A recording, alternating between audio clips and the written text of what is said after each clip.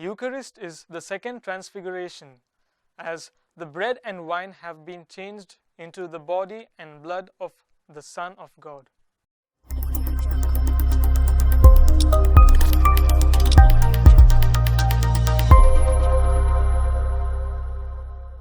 In today's Gospel, we read about the Transfiguration of our Lord Jesus Christ. The passage goes, "After 6 days, Jesus took Peter, James, and John with him and led them up a high mountain, where they were all alone. There he was transfigured before them." Christ reveals his divinity, which was veiled within his humanity, to his disciples through his transfiguration. For the disciples knew him as a man, but did not know that he was God. They knew him as Son of Mary, going about with them in the world. And he made known to them on the mountain that he was Son of God and God, says St Ephraim, one of the early church fathers. St Ephraim also gives a beautiful depiction about the wonderful experience of the disciples on the Mount Tabor. He writes, "They saw his face bright as lightning and his garments white as light. They saw 2 suns, one in the sky as usual and one unusually, one visible in the firmament and lightening the world, and one, his face, visible to them alone.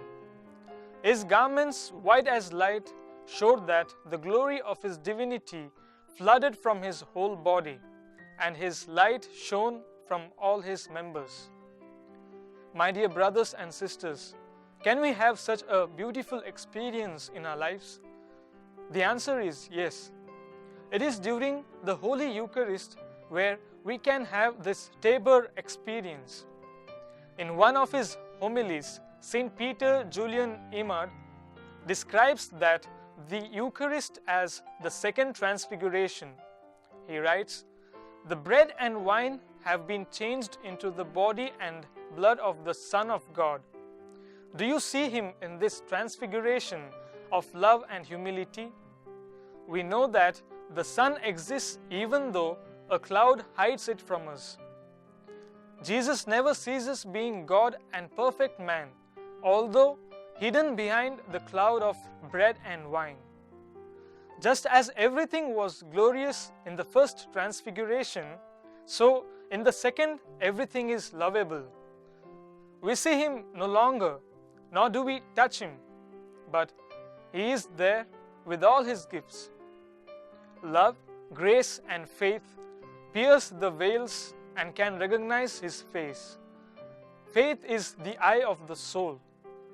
To believe is really to see. Let us then, my dear brothers and sisters, draw closer to our Lord in the Holy Eucharist in love and experience the bliss of transfiguration which the disciples had on the Mount Tabor.